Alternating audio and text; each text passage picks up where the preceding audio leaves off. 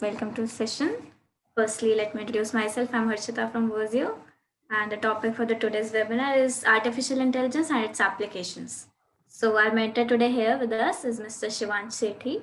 He is currently an entrepreneur and founder of an IoT startup named IoTize. So, he'll be sharing his knowledge regarding his expertise with you all. Let's welcome him, Mr. Shivansh. The stage is over to you. Thank you, Pragya, for the very good introduction. Hello, everyone on the board. This is Shivan Sethi. Let me introduce myself first. So, I'm a BTech graduate from Kara University, Himachal Pradesh, and currently I'm an IoT consultant for multiple firms, and I own a startup of my own named IoTize as well. Plus, I'm into the space where we also inculcate or provide support to the budding entrepreneurs from universities. So a lot of startups from IIT Roper, IIT Mandi have been there, in contact with us. Like we mentor them, help out with all the resources what we have. So I'll a little bit about my technical background. So I completed my IoT thesis in 2013. IoT term was not even, you can say, coined that well, and that was not very known concept to the technologists or the engineers out there in India, especially.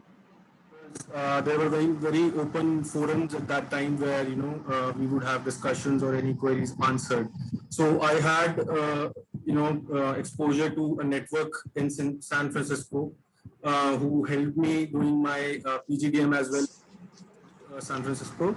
So these guys were are founders of ESP community. ESP is basically an open community, just like Raspberry Pi or Linux. So they support a lot of development with development resources and system on chips especially. So system on chips is something where you have 2 3 systems which are put on a single chip, a very small chip, normally a size of a penny, which can be used for which is like the first device which we know which had these IoT features in it, which was able to control different devices and able to provide internet access for those devices to us. So you were able to control any device on your home from sitting anywhere in the world. So I know this is not a very fancy term nowadays. This is not something which was a fantasy. So back then it was, and I made my thesis in home automation system. So the all the appliances in the home, like your right from your TV to your air conditioner to your LCDs, laptops, or any of your kitchen devices, your geysers, any heavy load, till 40 to 50, which has a load of 40 to 50 amperes. So we were able to control that using that system which we made. So and plus, like, it also had some safety features into it, like we were able to, okay, is it more audible now? I'm getting a message that more audio is not that clear. No, sir, the audio is clear. There's just a little bit of disturbance in the background. Just a second. Is it audible? Is it better now? Yeah, sir. I was on the home automation system which we built. So it had a lot of safety features as well. Like whenever the LPG gas would leak, there were sensors which were able to detect that, the air quality of your home, the air quality of any particular space which you need to track. So you just need to keep a small sensor which was connected to the centralized system, and you had your own dashboard on the net.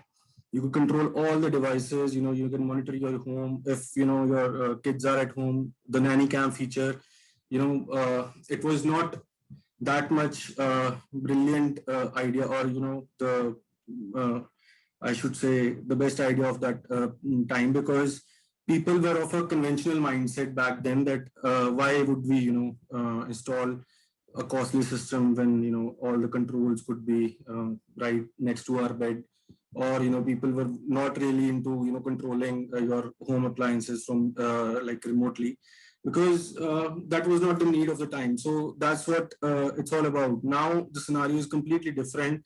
It's no such market dynamics have changed as of now, but the conventional mindset was able to, go off very easily when with the introduction of 4G and 5G into the picture, because back then we do cared about how much data is being consumed by our devices, by our different things. So, being said that, now the current scenario from that home automation system, right now I'm designing my own drones. So this was very much, I should say, when I switched to startup ecosystem in back in 2017, I was doing very well in my career. Like I was in HCL. So some of my friends in the audience would also be from my ex company. So those guys, we used to do application management, hosting integration, lot of technical stuff for multiple clients. Majorly was Cummins, which is a silent generator manufacturer. So they are the sole silent generator manufacturers of the globe. And after that, when I moved to startup ecosystem, it opened the perspective of mine to an extent which was very wild. I was thinking, a lot, like my radical mindset was shaken. I switched to some dynamic ideas when I joined startup ecosystem, because what my belief is, if you are planning of doing an MBA or a startup course, go for a start or a startup, do a startup first, because that will teach you better than what an MBA could. And plus, if you're lucky enough, you'll also make some money. So it will teach you right from business canvases to business, how basically to start business from scratch. That is not that much easy, and 95% companies fail in that. And that failure doesn't mean that you should stop fast. That is the strategy which I followed. So initially, I came into startup ecosystem. It was very much a different game ball back then. So I joined Jugnu as a customer success manager, and Jungle Works, which is known that as nowadays. But Jugnu was its initial name. It was e-commerce, just like what Uber Ola did in after 2012 or 13. These people did in 2010 itself. You were able to call an auto rickshaw to your home using that mobile app, and you were able to order food from your phones. And I know like it's very common idea nowadays, but it was a novelty back then. And I joined in, and I was given a job after after working for 1 or 2 months, when my intellect was checked and my like acumen was basically judged. So they gave me a task to develop a drone system which could work for home delivery, for like delivering food to homes. So Amazon already did that in 2012. They did successfully a pilot delivery using their drones, and we also had to do the same here. So we had a tool called Toucan. Toucan was a delivery management CRM, basically, where restaurant owners could easily assign different riders to for that particular job. Similarly, we wanted to do it with drones, so that drones could able to deliver the food, and we successfully piloted that. And that was a very good going. And there came a point when saturation came into the picture, when we were saturated. So I was wildly wanting to go towards applying AI and ML to that system, so that it can perform better than what we have right now. But when we see it from a business perspective, first, you need a POC to prove your basically product out to the market, that okay. And I didn't have that business acumen back then. So I gradually, resigned, and I started my own startup. But after, when I realized, what I missed, so that was the time when I also pivoted from my startup, and I started. So technical gain is not the only goal in a startup. You need to be very much well equipped with right network, right mentors, and right incubators or accelerators. So and raising funding is also not the ultimate goal for a startup. If you have a good team, good product, good idea also. So there are a lot of VCs, a lot of investors who invest in ideas as well. So I guess a lot of work goes into building that, and I am here more to share about what my story has been. Yep, I am getting a hands up from Deepak. Is there anything you want to ask? Okay, I'll continue.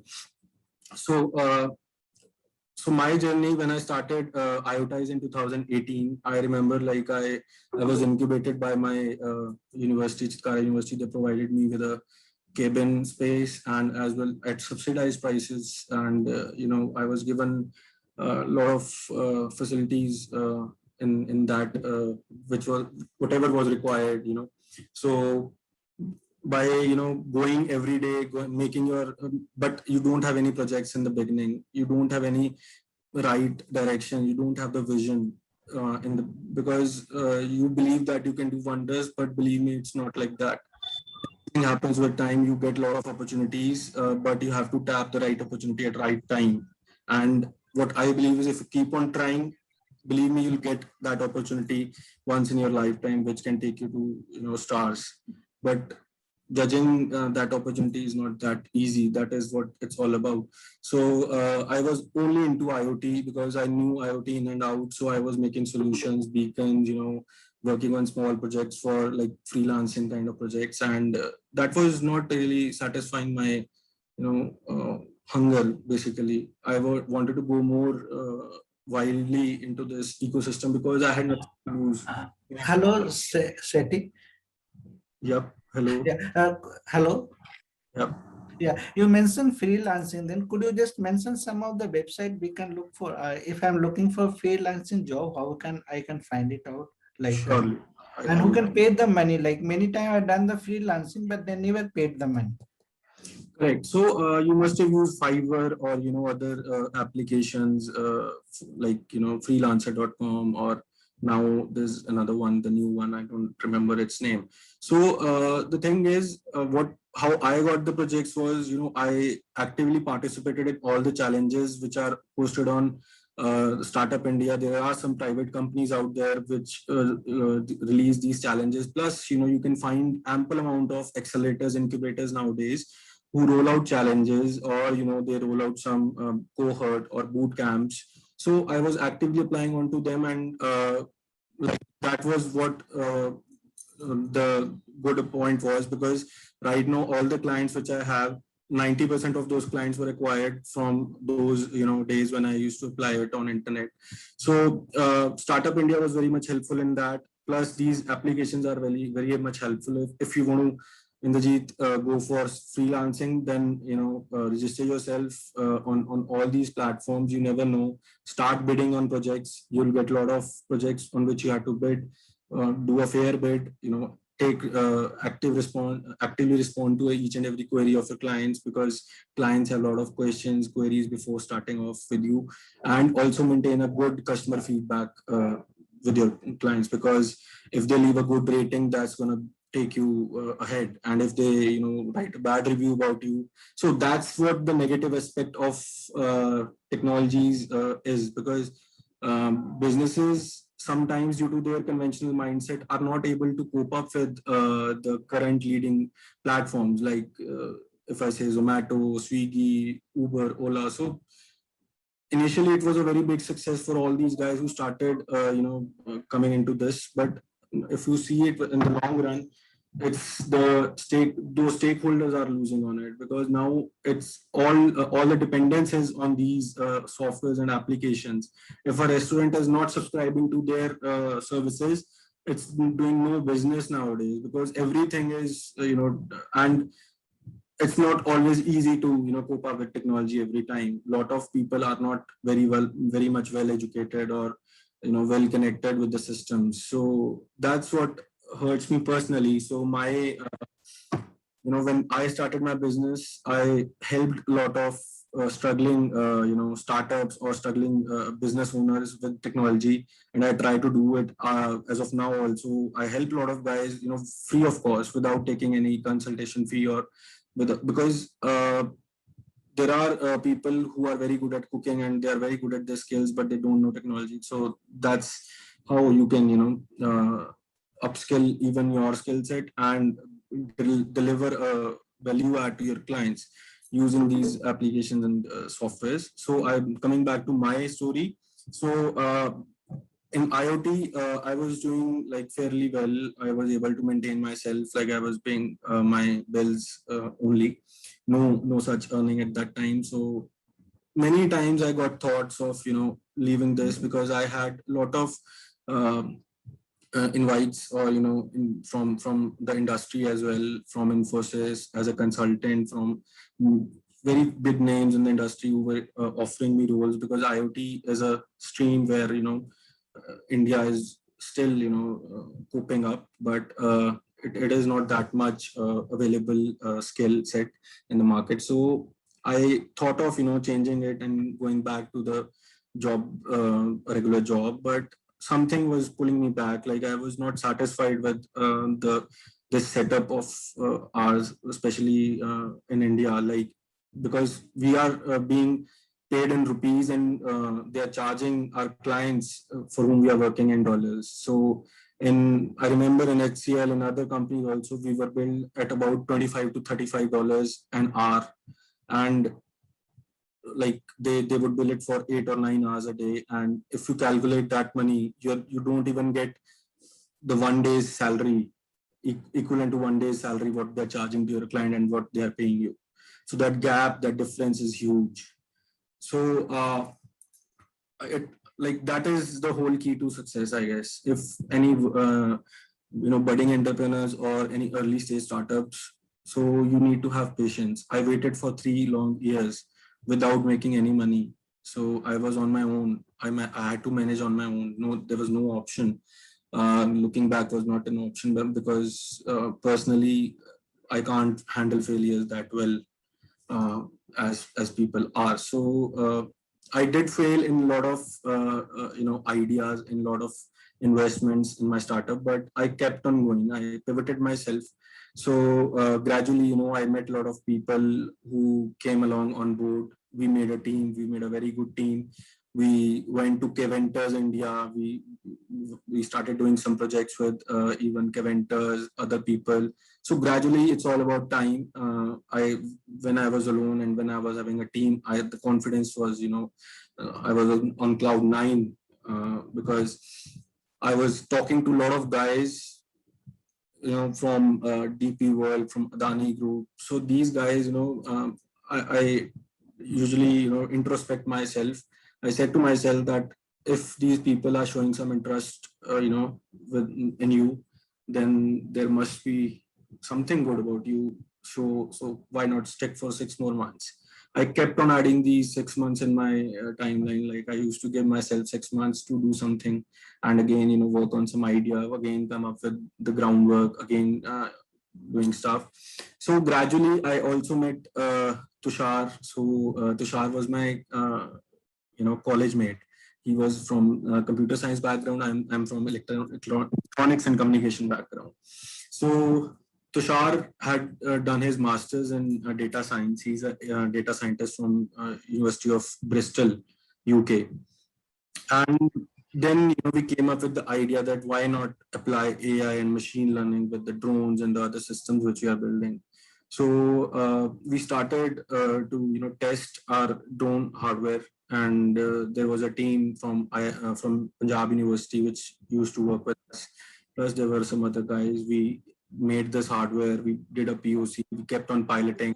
We gradually implemented artificial intelligence, computer vision with our drones. So if possible, I'd like to show you the video which we have on our website. So can I share the screen? Can you just give me the permission? Yes, so the permission is already given. Okay. So now I'll take you to what basically we do, how we do stuff. So IoT is more of a business intelligence and automation, provider. So we provide these services to make businesses smart, to implement automation into the day-to-day processes. So as I've multiple times mentioned in the last couple of minutes, that businesses are very much confined to operating in a conventional mindset. It is very much difficult for you to change that mindset, and changing that mindset is the key. You have to show value. you have to show, what exactly we can do for you and how you're going to be benefiting from this. And they'll pay you, very fancy amounts, 7 figures also, if you're lucky enough. So this is a gas pipeline. This is, our drone is scanning this gas pipeline for defects, for anomalies, abnormalities. So here you can see the tie, which, or the anchor, which, anchors this pipe to the ground, is broken. So it can be very much fatal.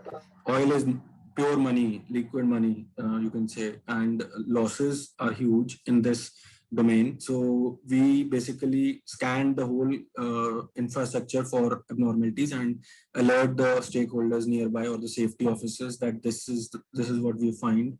This is what we have found on the production area. Please, can you send someone? So the system is designed in such a way that there is a control center to which receives all the data from the site, from the production area where the production is happening, or some transportation or your resources are leaving or coming to your production area. So all these processes are automated. This drone is designed in such a way that it can carry these missions multiple times automatically without any human interference. So the what you can see here, just a second, I'll show this. So this is what we deal in basically. Our solutions are able to drive down the cost of the conventional setups very hugely. It can impact it because or like manual operations are all about very human resource intensive. They need a lot of human for carrying out the manual operations. And in times of pandemic, these companies have suffered a lot of losses because of lack of human resource. And this, like our PM promotes Aapda Mein Avsar, I won't like to do that, but when this pandemic thing hit us, it changed these conventional mindsets to adopt different technologies, to adopt automations, because it was driving down the cost very hugely compared to what we charge them. That's a one-time charge and a small recurring charge, and it can, like one AI system, one good AI system can easily, handle what 5 to 8 people do in a day. So that is what if you calculate it in hours and in money, it's huge. The accuracy is very much increased with using the AI systems which we build. So when we deploy the systems, the accuracy is nearly 80 to 85%. But the systems are designed in such a way in machine learning that we evolve those models gradually. So as much data we feed to those systems, they get better and better. So it's all about time. After like a week or a month, these same systems, they deliver an accuracy of 96 to 98%. So there's a term called 11-9 theory. So 11-9 is something like 99 point, then 11 nines. That is the of the ultimate models that is not achievable ideally. On papers it is, but on ground it is not. So that is what the ultimate goal of all the systems is, to reach the maximum accuracy in less time to provide more value adds to the clients. So reliability, again, like it is basically, machine at the end of the day is not able to take the decisions. It can't, think like a human can. It doesn't recognize that there can be a human life loss. It doesn't have emotions. So we can't rely on it 100%, but again, it is better than what the standards of the market are. And the time taken for that same operation is also a factor. It is also very much less. So this is the crowd monitoring system. So like in public areas or in public events, we can deploy drones with AI, which can identify the density of the crowd. If the crowd is dense at certain spots, it can, mark those spots with like density, and it provides kind of business insights also to the client sometimes, that okay, these are the spots which is gaining more attraction. We can add some, either some vending machine or a vendor there. That is the best spot to place a vendor, because these systems can also like detect the body language of the subjects. Like all the people here, it can also like if a person is irritated, it can make out. If a person is charging at someone, if there's a fight, it can make out. So it can alert the authorities in advance if some brawl is happening, if some quarreling is happening on the ground. So it is able to scale up to that level also. So this is the system which I would like to emphasize on specifically, because this is something new, which is we are also getting some new requests from the clients to implement these systems. So Government of India is not the sole owner of all the railway lines in India. There are a lot of railway lines which are privatized, which are sold at an auction to logistic companies like DP World, Dubai Port World. It's a Dubai-based freight management company. So it's Dubai's government company. Seen followed IPL. They were the sponsors for,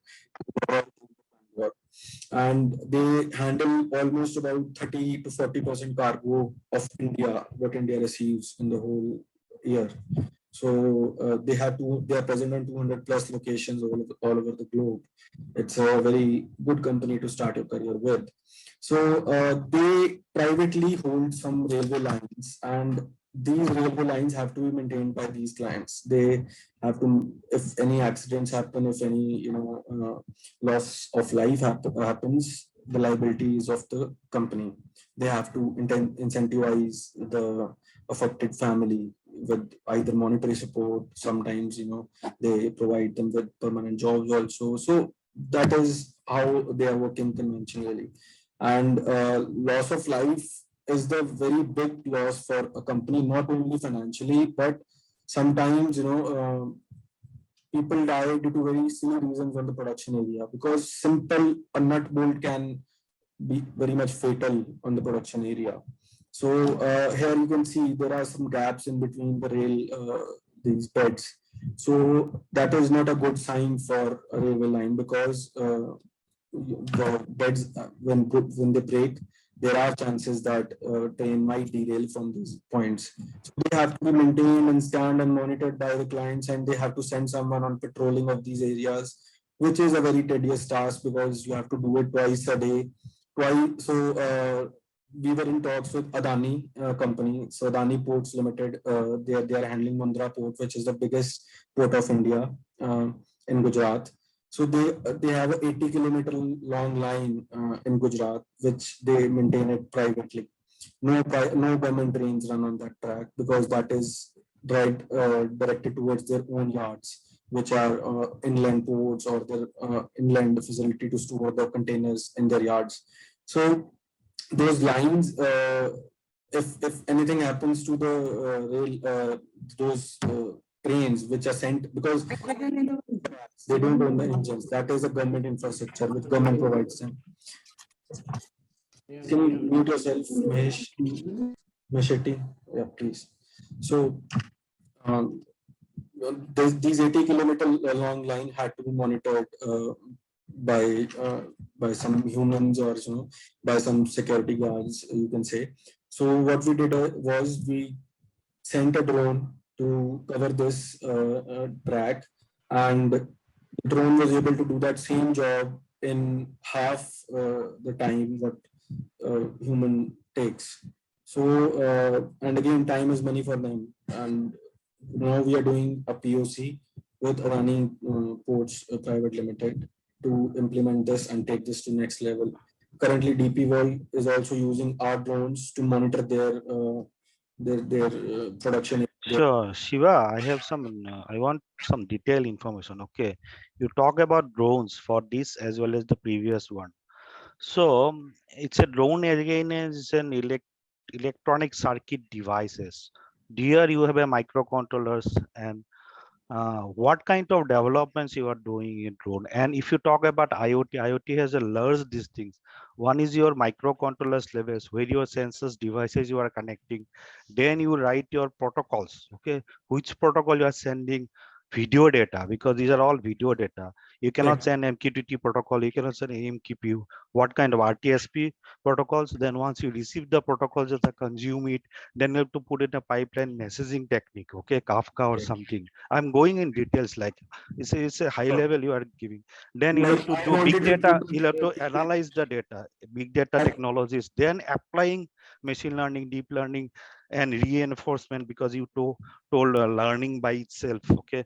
So can you just tell if you talk about drone, what you have done in the drone, what exactly you have done, and what is the components you develop in the complete IoT stack? Yes, I will. So, if I talk about drone, so what we did was we developed our own hardware.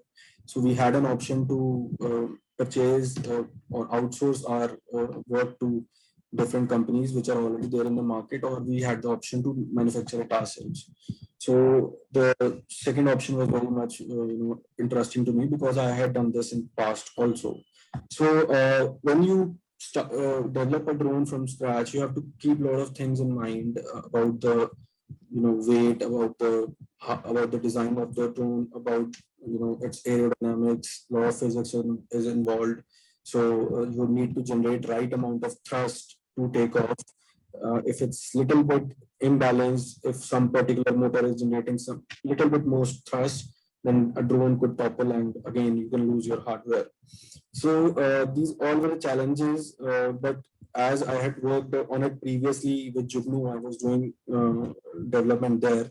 So I was at a stage where I was able to do it successfully without losing my hardware or without breaking any propellers or the drones in the initial stages, because this is how we learn. This is how the natural path is. So in the initial few months, you have to invest a lot on hardware and all, but that was already taken care of by Jugnu previously. So I ordered a lot of stuff from China, Japan. So I had direct vendors there. I brought in some hardware, assembled it, tried on our own, and initially it was not airborne, but we figured out the problem and we rectified, and we were able to airborne the drone. So the first drone which I built for IoTize was a hexacopter. So quadcopter is four motors, hexa is 6 motors, octa is 8 motors. Just you must know that hierarchy. So it was able to make a payload of 2.5 kgs from one point to another.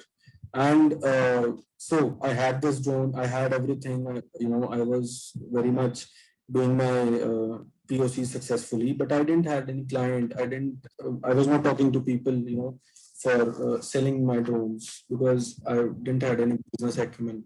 Just excuse me.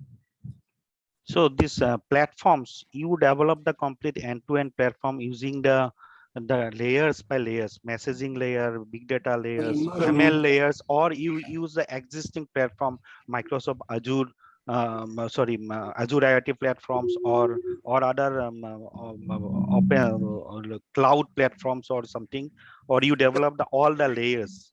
Yeah, I'll just show you what we developed. We were using a lot of open source softwares for drones like Mission Planner and Cube Ground Control. These are open communities for drone softwares. But implementing AI needs your own application. So this is what we developed. So this is the beta phase. So this is a random video from YouTube which we have put here.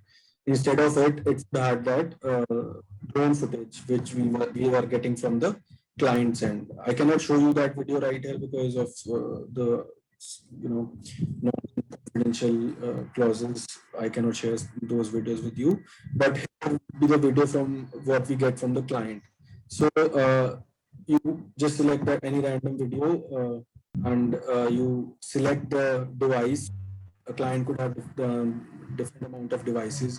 It can be a drone, it can be a rover, or footage could be coming from a normal CCTV system.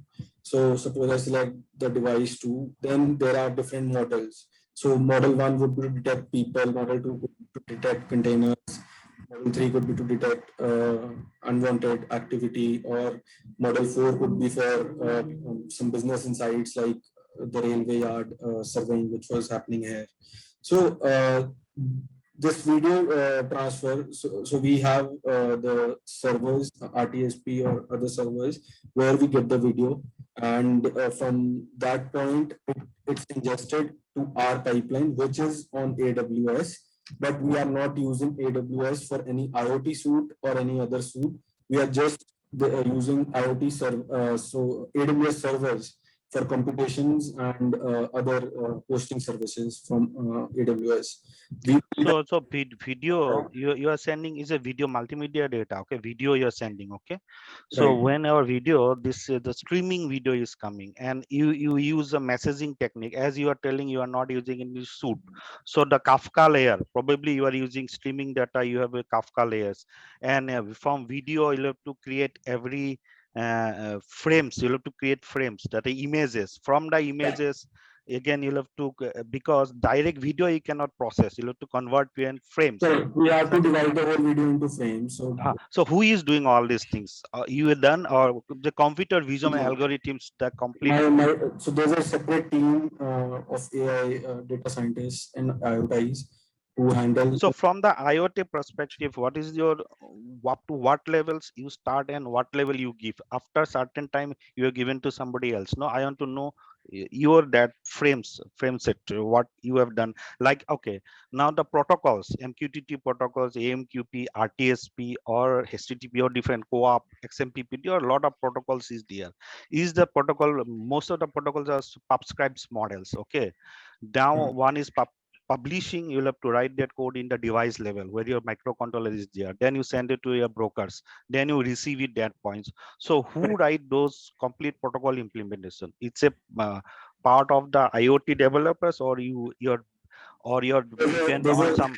there's a whole development team who's here with us, who we've hired. They write all the protocol. So they use all the protocols. They write code basis on those protocols. So the protocols which we are using are majorly, we are using Wi-Fi, Bluetooth, these even this 4G, 5G. We have implemented such systems with 5G also.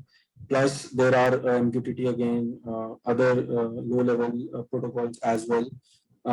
Plus, what I am planning, so I don't know if it's correct to reveal, but we are also planning to satellite communication. So there are some projects where we are getting some data from satellites and we send a drone. So there are a lot of sand mafias, in India, a lot of illegal mining is happening.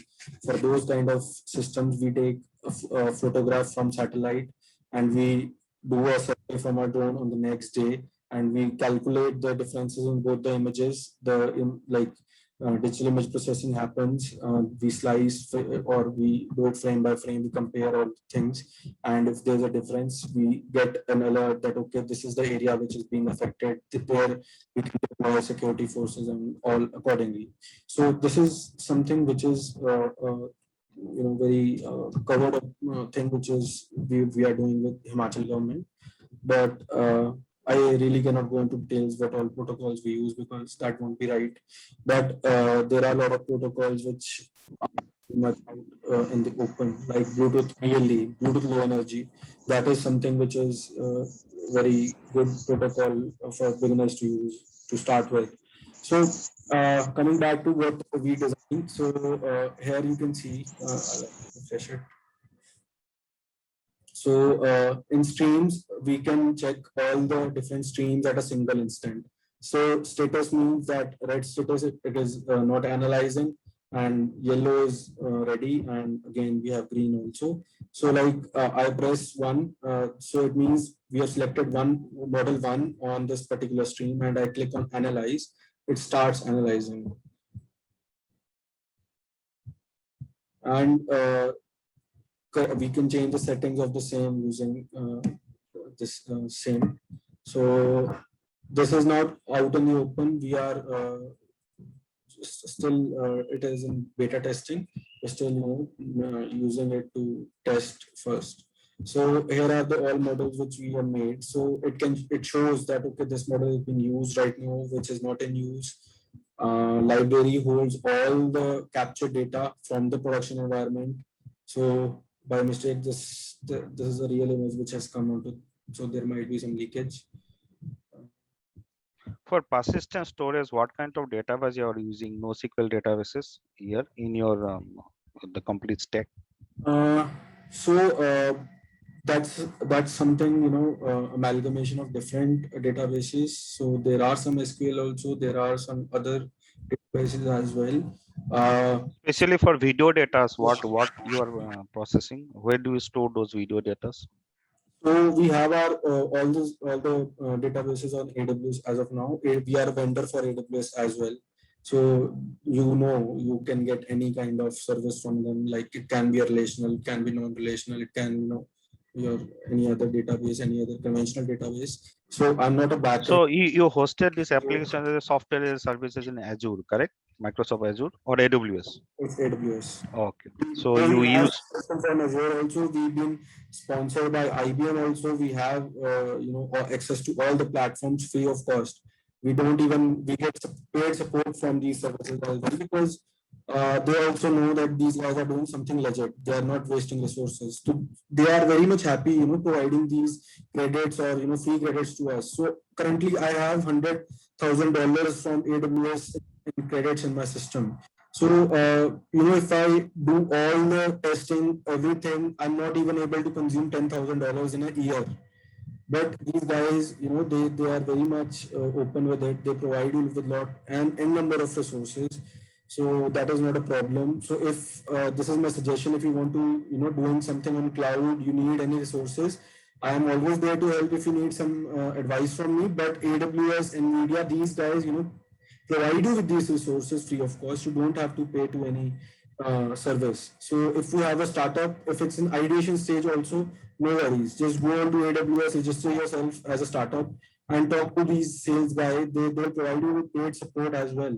So I am having a budget of $5,000 per month of paid support, but I'm not really able to, you know, consume that as well, because we don't have time to talk to different people and, you know, doing stuff, because a lot of times you're occupied with other challenges. So we have our own team managing everything for us. We are not outsourcing it to anyone else.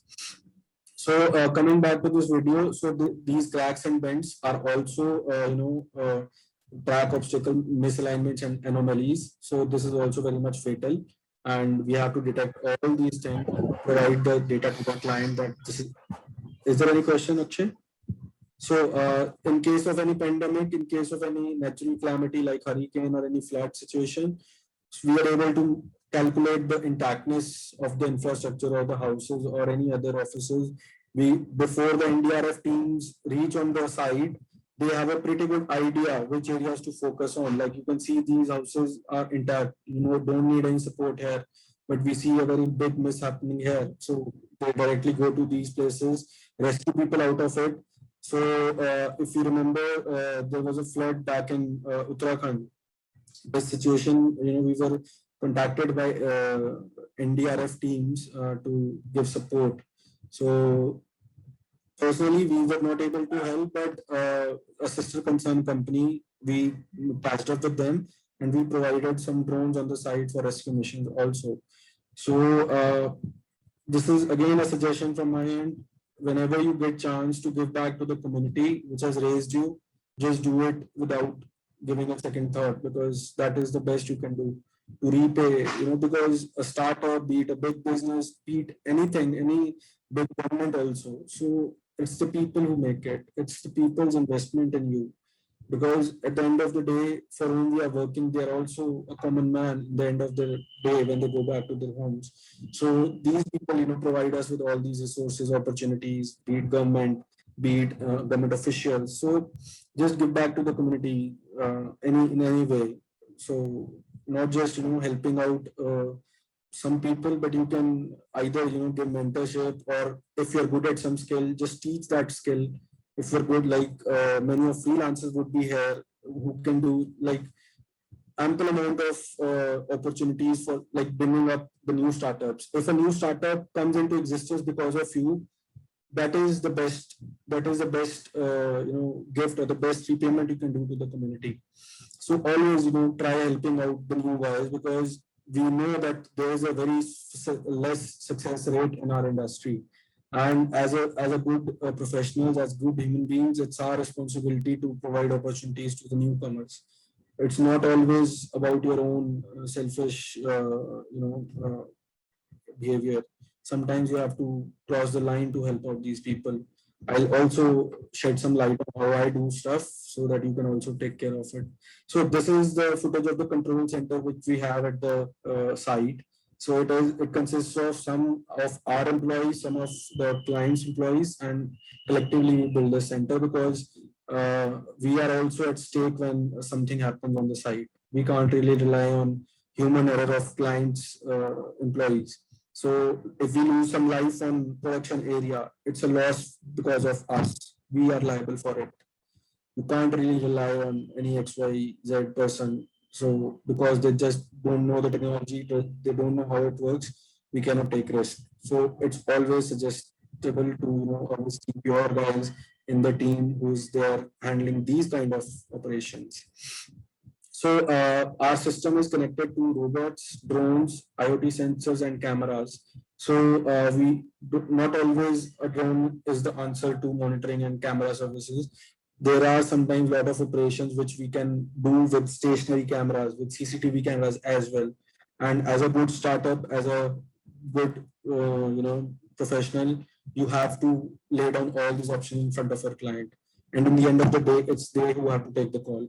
Because if you're saving some cost for the client, in my experience, they take care of your value as well. So I'm black and white person. If I'm not making money, I won't sell any crap to my client just because it sounds good. A lot of time I take down their expectations to a point where it's like I was getting a offer from DP World that we want some robotic hands to do a seal check for the containers. So like that, each robotic hand costs about 15 to 20 lakh rupees.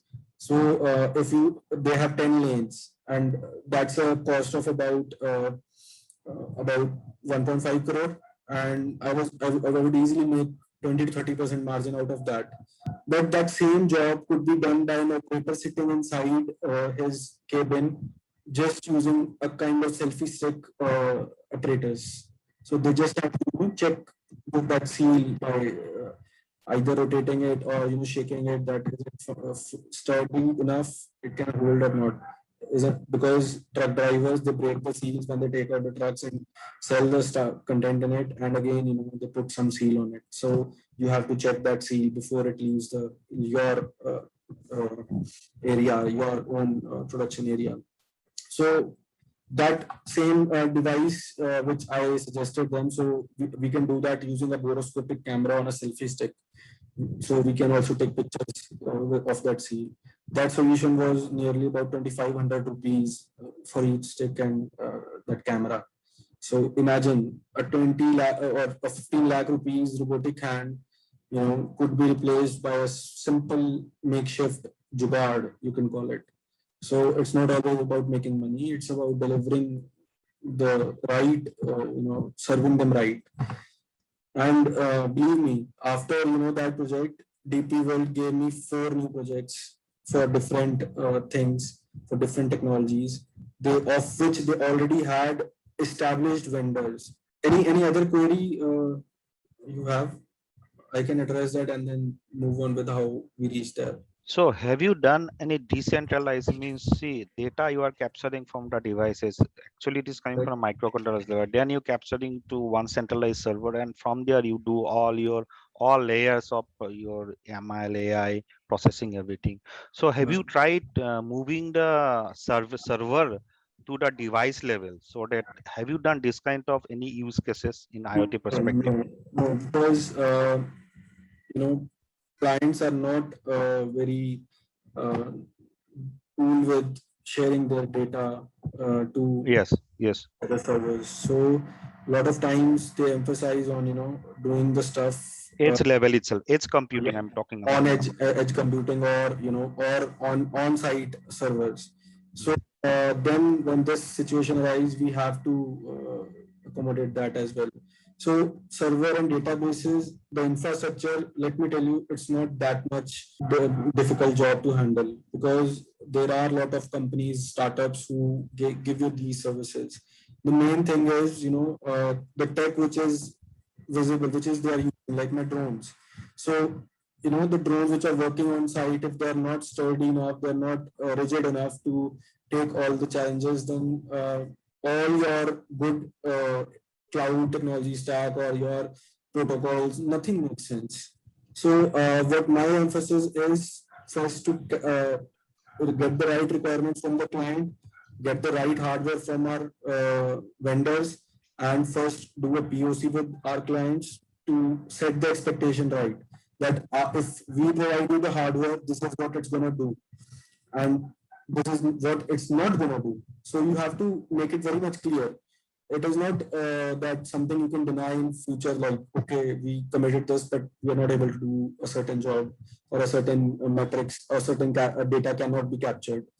So many times we get requests that we want our client, our employees location, or we want the body temperature also. So that this thing which we develop, so this algorithm works on the thermal camera basis. So these pixels are set in the system, their threshold value is set, that this particular pixel is 37 degrees Celsius or above. So as soon as we get a subject or a person above the normal body temperature range, it generates the alert. And in cases of pandemic, we see these manual thermometers in all public places, but this is how we can take care of it automatically. And this algorithm works on the pixel intensity of the video which it gets. So we also went ahead and gave this solution, proposed this solution to Government of India, and it was a success. And we got a lot of press coverage also for this solution. The Hindu covered us. And but again, in the long run, the cost of a thermal camera is huge. Like it's 4.5 lakh rupees for each camera.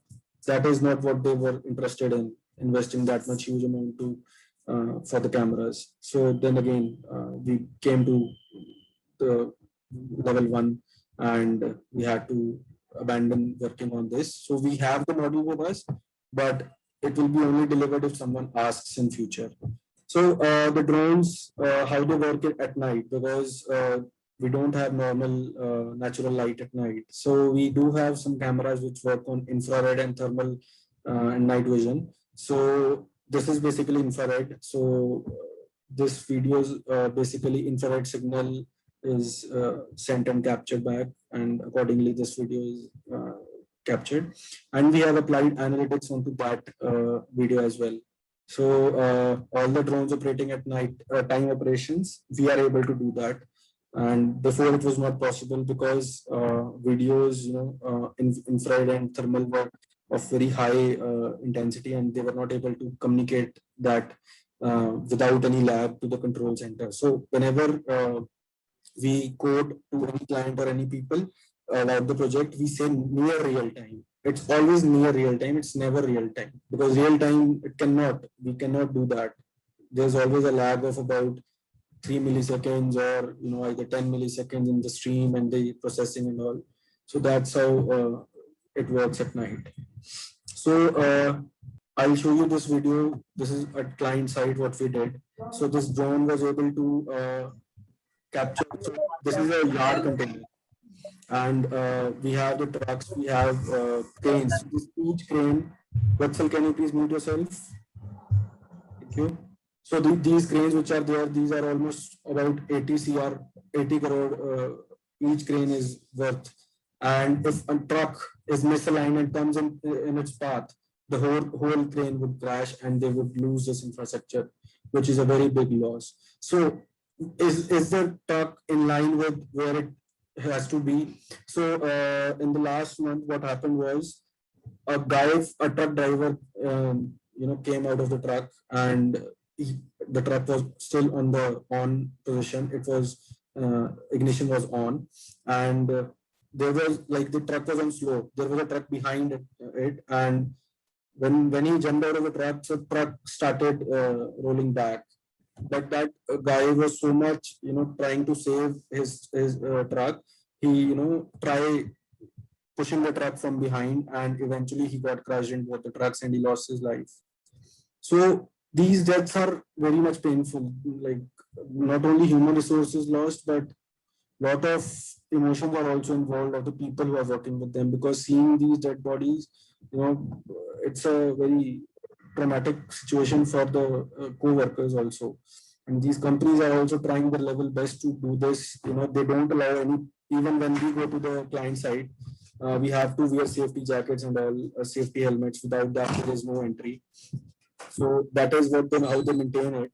I'll show a video of where we are standing. So here, this is me who's standing here, capturing this footage on the ground. This is my team, and these are the people working on the team. These two were the drivers. So we also have to wear the safety gear. No one is allowed without it. But again, human errors are very common, and human life, especially here in India, is very inexpensive, I should say. That's not a good thing, but again, that is how it is. So the seal which I was talking about, so this is how it works. We have to capture the number of the seal, and so if you can compare the number 1, 2, 3, 4, 5, 6, 7, and here it's giving this number. So this is basically an AI model for detecting the seal number of which are there on the containers, and this is just a crude form of the model. So the production one are not, we cannot share them, and container ID detection. So we, this container IDs also needs to be, captured by us before the container leaves the terminal. So here you can see, I'll just show you. So you can see this thing, NYKU 2938. So there would be somewhere here, I guess. Just a second. Yeah, so just a second. 1206373, 1206373. So that's how it works. So we have to maintain the record of all the containers which are being unloaded on the client side, which are being dispatched out of the client side, which are coming, empty containers coming on site. So all the data has to be maintained accordingly. This is object detection. So this was the first analytics video which we did. So the video itself is of 2019. So this was our first project, you can say, successful trial run. So we implemented YOLO, you look only once. So that's a set of libraries which detects different objects in the video. Like it can detect a person, a car, a ball, even small objects also. So this protocol is in version 3 nowadays, if I'm not wrong. I may be wrong. So YOLO 3.0 or 4.0 is out there. You can use that protocol to identify different objects in the video. If you are getting it from any particular source, either it can be a normal CCTV camera or a drone. That's all detectable. So using this, again, we can also make some obstacle avoidance platforms as well. Like the Tesla is doing. Tesla, they are capturing the real-time footage and they are processing it on the edge. And again, like the self-driving cars. So we have a lot of Indian startups into this domain as well. And this is the second video which we captured using the drones.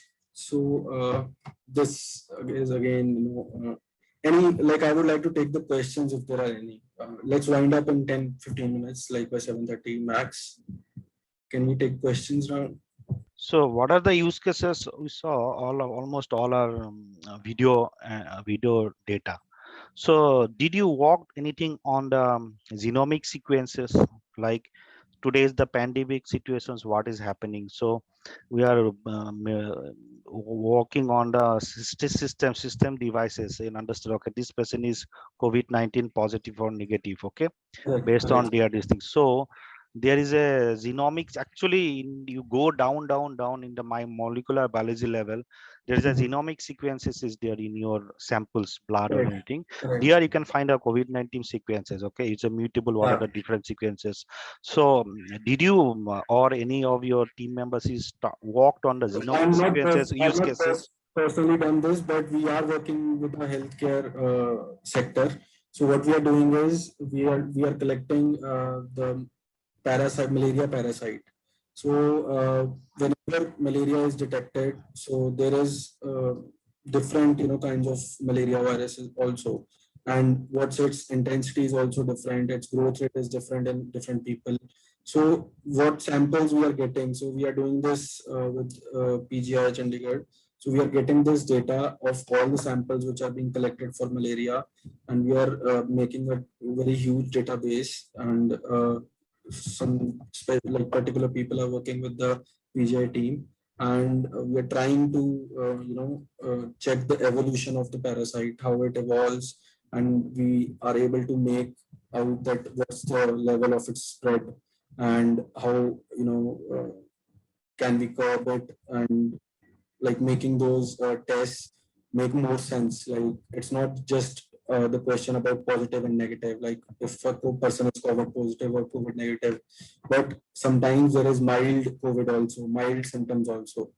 So if that kind of genome sequence is there, make out the So genome. are you using the pasta file as an input for your system? I cannot really comment about the core technological aspects because I am from a hardware background, but my team Okay. is can do that. If you are want particular information, I can connect you to my team. They are very well into it, and Tushar and other teammates, they are very good data scientists in India. So the people with whom I am working, I'll show you my team. So so we are sponsored by NVIDIA and Intel, AWS, TensorFlow, accelerated by Atal Incubation Center. LogX, it was accelerator program which we graduated from, Startup Resio, Kerala Startup Mission. Us, we are also incubated in Supreme Incubator. Currently, we are also part of JUI, Jain Incubator, Jain University network. And we are a part of Software Technology Park of India, which is under Ministry of Electronics, STPI, Electropreneur Park of India, that is also under Ministry of Electronics. So we are very much well into with all these networks of which government provides, and plus we are working towards making it a success, making these technologies, application of these technologies a success, and it provides value to our clients. So Sukhdeep here is a data scientist from Australia. Tushar is from University of Bristol, UK, and I've done my PhD from San Diego, and my IoT specialization basically. So the team is well equipped, and we are doing some very unrealistic or futuristic, I must say, ideas. And all the projects are not about getting success at. Sometimes you do it just for the sake of doing it because you like it as a individual. So all the projects which we do are not profitable, are not, sometimes we are not even able to keep cover the costs. We have to invest from our pockets. But again, if it gives value, if this healthcare projects which we are doing, so I'm investing everything from my own pocket. But if it's a success in future, then it's a success for the people around us, for the other startups as well, because I believe in open community ecosystem.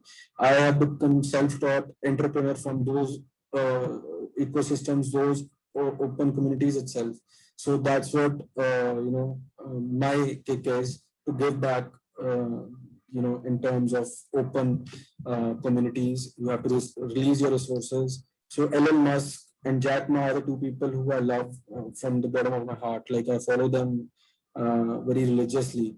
I don't know what your opinions must be, but my opinion is that these guys can really bring the change. And Elon Musk has released his battery patents, what he's using in Tesla. The basic battery patents are out in the market. You can go and download those designs. So it's in the open market space. He's not kept it secret to himself, but he could easily have done so. But he wants other entrepreneurs to also to come into the picture. I understand that he has not released the actual battery which he's using, but again, that he cannot do as an entrepreneur because his all the company's resources are at stake. He cannot do that. But the basic knowledge, the basic patent of making that battery is out in public. We have made our battery using that particular, his technique for a drone. So the conventional battery which we were using previously was of 2 kgs. The battery which we are now using is less than 250 grams. So again, that's why everything is all about giving back. Any other queries? Other question is like when we are developing IoT, like we have got so many cloud open like Azure, AWS, Google. Then which is the best cloud to make our hand dirty or develop the application? Which is provide free that where we can go for it. Correct. So, Indrajit, this is very much, a relative choice or a relative experience because what might work for me might not work for you. So, what my suggestion here would be to test all of it. Test the all basic platforms like you can go to IBM and testing is always free. They always provide you with the free credits or with the free deployments. Just you need to test them yourself. If you want to develop and you're looking to develop for a long-term period, again you should try and test everything very rigidly because in the future it might affect your technological stack. Your clients might get affected from it. So my suggestion would be to not to go with any other's experience. Just feel that experience yourself and then select accordingly. I might not know your needs perfectly, or I might not be the best person to acquire those from you. So you have to take that decision yourself. Thank you. Any other queries? Excuse me, sir. Yeah.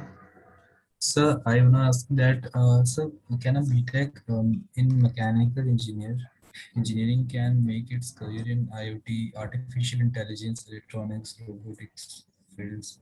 Yeah. So for the guys who are not from the technology, so if I'm not wrong, last year Microsoft, Google, and a lot of big players in the market, they came out and did a press conference and said that we don't need people with professional degrees, but a professional skill set is required. If a person is self-taught, we'll hire those people as well.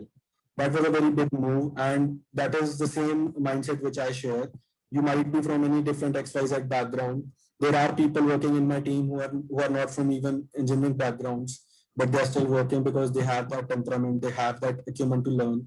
So it's all about training yourself and learning different skills. If you're from mechanical background, again, you have an opportunity to work in IT electronics also, because if you're an engineering student, you have that intellect. So we also understand as a company that this person is from engineering background. So we would be able to groom him in such a way that he's able to do that our particular job. So according to my perspective, your background doesn't matter currently. Like if it is for big conglomerates like companies like Infosys, Wipro, other big companies in India, they are very rigid on this. But I don't think startup ecosystem is that much strict and stern with backgrounds and the technical education. I have seen a lot of startups going very much, widely hiring people from different backgrounds, and many a times it has proven to be very much successful. So that's what from my side. Any other query? And sir, how can we prepare for startup? Being a first-year mechanical engineer, so how can we prepare ourselves for a startup in future? Just a second, let me put a mistake. So if you'll ask me like how can we build a successful startup, again, it all depends what startup you are doing, what ecosystem, what target audience you are doing. So I'll quickly wind up taking just 5-7 minutes and explaining that how to do it. That's again my opinion. I might be wrong. Please pardon me for that. But I'll share what my opinion is. So whenever you go out with us, you think about the idea. I basically conceptualize the idea. You get an idea that okay, I'll do this. Suppose I'll build this particular racing car. Okay, what will this racing car do? Like, suppose there's a radio controlled racing car and it has some good nitro boosters in it. So I'll take that example for making it a better understanding for you. So I'll know that my target audience is youth above 14, 15 years. I have to, that is my target audience. And how can you sell that racing car? So racing car is, again, it's a luxury which you are selling. It's not a necessity. Understand the difference between necessity and luxury. So back then when I was developing IoT, I was focusing on luxury because automation is a luxury in India. It is not a common occurrence. So you have to target a sweet spot where it's a necessity also, but again, with that necessity, you are providing some luxury also onto it. So what I could have done was I could have used smart doorbells with cameras or smart locks, which could be opened with fingerprints. So that's what you need to identify, that what space you're going to be working in. My space, the drone industry, I know I make industrial drones. So B2B big corporations are my clients. So I target only those clients whom I can cater to, like these big companies. They can spend money on buying a drone for monitoring and surveillance. A small company won't do that because again, that's out of their budgets. It's not in their curriculum to adopt to these kind of technologies, which are a luxury. It cuts man force on the ground, but again, there is some certain value to this technology. They have to pay some certain amount. Keep it running also comes with a price tag. And again, maintenance, breakage, again, crashes. A drone if crashes, sometimes you have to, like, average is you have to pay 50% of the amount to refurbish that crashed drone. So that is what comes into picture, which is not visible to the startup entrepreneurs in the beginning. So your idea should not be, so Google was also not the first search engine. Google was also fourth or fifth, I guess. I guess it is more than 10, but again, official numbers say 4 to 5. It was fourth to fifth search engine. So doing something out of the box is not always the answer.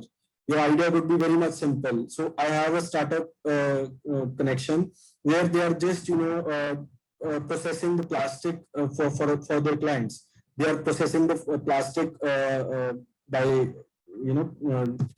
shredding it into small plastic bites and use it in different industries. They sell that byproduct which they get from that processing the plastic. So they are charging the client also for whom they are processing. They are selling that byproduct also, and that processing cost is what they need to bear. So your idea might not be out of the box. Don't think about going wild. You can go wild when you are very much well established in the career, but initially stick to the ground. Select a idea which is very much bare minimum. First test it, try doing POCs, try doing pilots for yourself first, and identify the problems in your technology which might be a blockheads in future. Like when we developed the drone, I was asked a lot of questions about the video thing. How are you able to transmit the video? Because transmitting the video is not that much easy task. It is a very tedious task. A lot of startups, drone startups have failed because of this problem. Earlier, we used to use TV tuner cards to capture the video from the drone, and the range was just like 500 meters. Our drone couldn't leave 500 meters beyond. But right now, the drones which we are operating, they go to 9-10 kilometers away from the spots and do their tasks. And we are able to get the video from 30 kilometers also. 40 kilometers is also possible. That's all possible because there are some new systems. You also have to keep updating yourself with the technology, updating yourself with it's a proper 3 to 4 year degree which you are pursuing if you are coming into startup ecosystem. And a lot of things formal education won't teach you what this ecosystem could. So my suggestion, my advice to all of you would be to go for a good mentor first. Take mentorship from a good person. If you have to shed off some equity, just as advisory stake to for them, just do it. That will pay you in the long run, because if your foundation is strong, your startup could do wonders. But if the foundation is weak, you won't be able to sustain. And this higher failure rate which we see. So we know that 95% of startups fail in India, but do you know how much of those 90% startups pivot themselves and do something else what they were doing before? You don't have any answer for that, because I myself have failed, and failure is the key. You have to fail a lot, fail fast. That is the mantra. Fail as fast as you can, and there is no such term in startup called failure. It's either you succeed or you learn. That's a learning which you have to do. Any other queries? Quickly, guys, like we only have 3 minutes. I don't want to wish to keep you waiting more.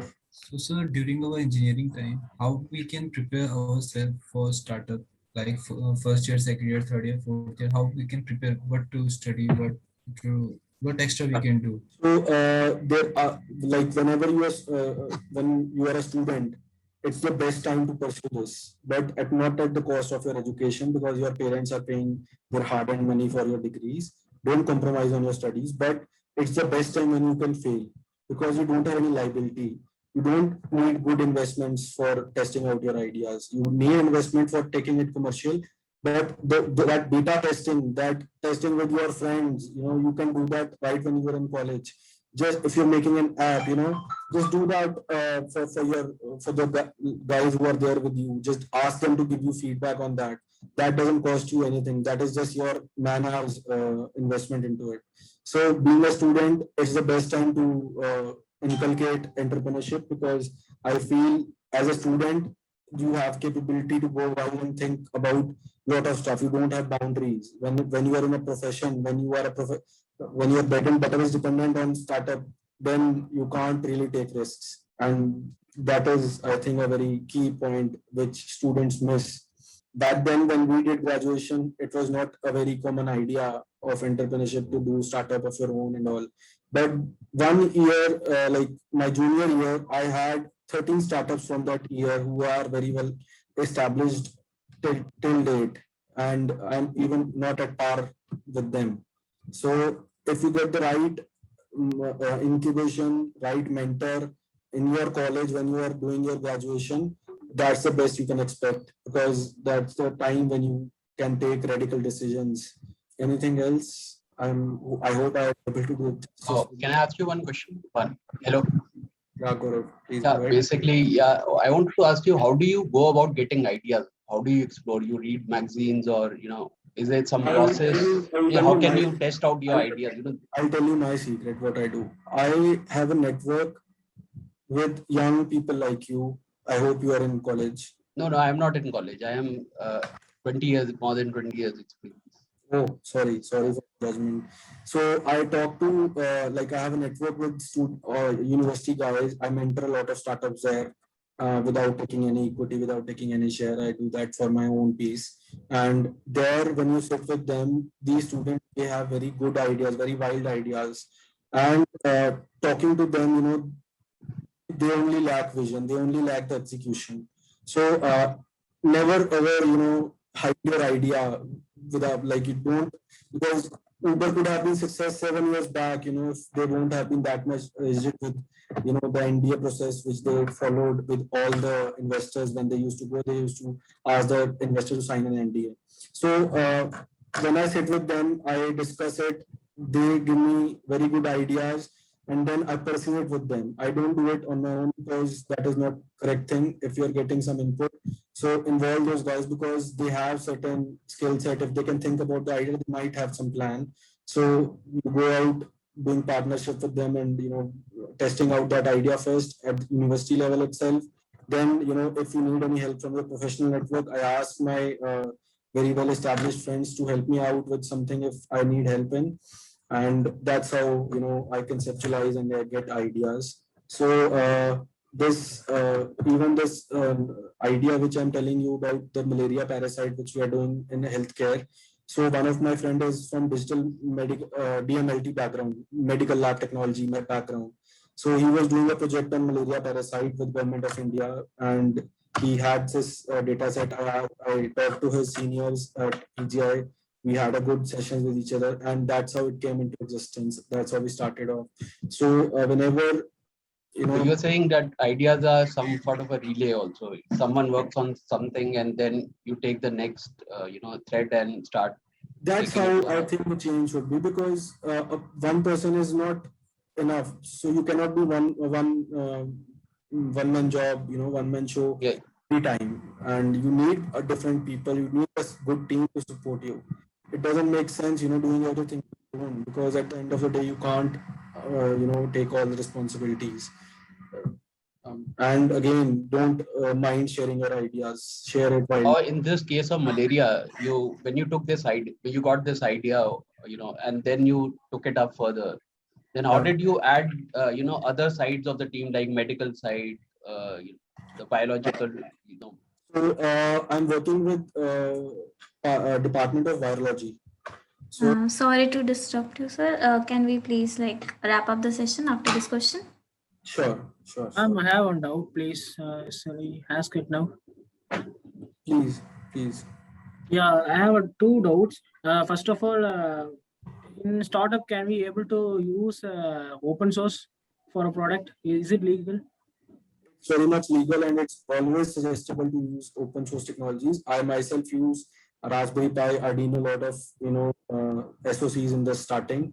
Like I talked about ESP8266 Node MCU. These platforms, the open source platforms, they are like you can use them very easily.